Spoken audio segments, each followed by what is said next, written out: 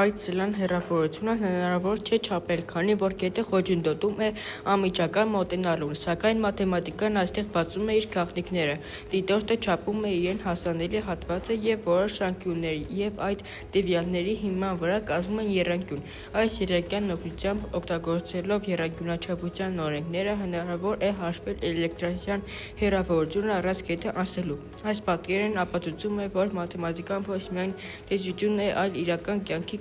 գործիք։ Այն օգնում է մարդուն հաղթահարել բնական խոչընդոտները և գտնել լուծումներ այստեղ, որտեղ առաջին հայացքից թվում է լուծումներ չկա։ Մաթեմատիկան տեսնում է այն, ինչ մենք չենք կարող տեսնել և հաշվարկում է այն, ինչ մենք չենք կարող չափել։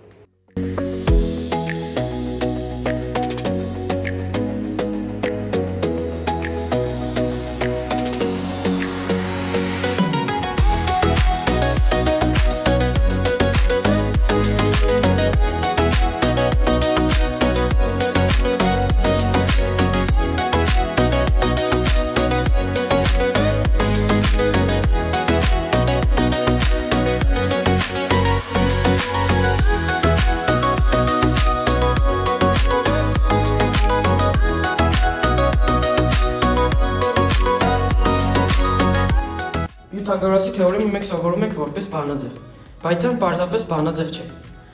Այն պատմություն է ուղղությունների և ուժերի միավորման մասին։ Պատկերացնենք, որ ունենք երկու վեկտոր, մեկը գնում է դեպի արևելք, մյուսը դեպի հյուսիս։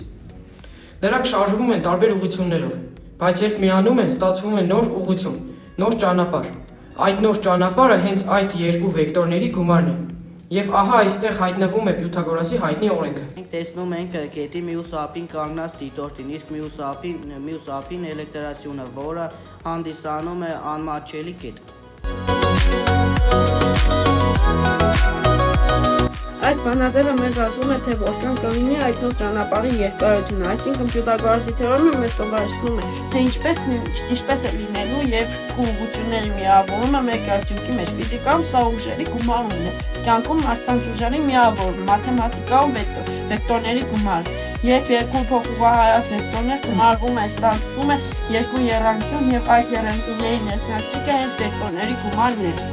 Պյութագորասի թեորեմը ցույց է տալիս, թե ինչպես են երկու ուղղություններ միավորում և ստեղծում նոր ճանապարհ։